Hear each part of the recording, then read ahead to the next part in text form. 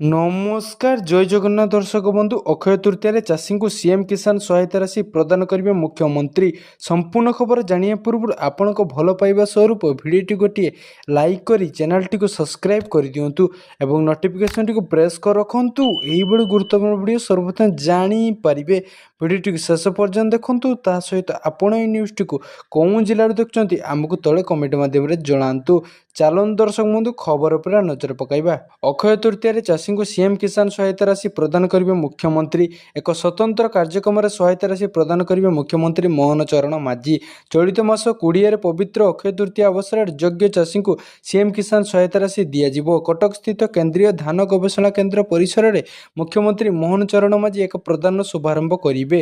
ରାଜ୍ୟରେ 41,68,582 ଚାଷୀଙ୍କୁ ଖରିଫ ସହାୟତା ପ୍ରଦାନ କରାଯିବ।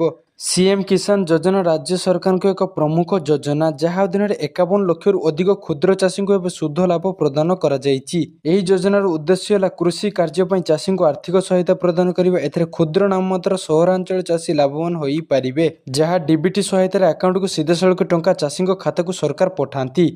ଏହି ଯୋଜନାରେ ବାର୍ଷିକ ଚାଷୀଙ୍କୁ 2ଟି କିସ୍ତିରେ 4,000 ଟଙ୍କା ପ୍ରଦାନ କରିଥାନ୍ତି।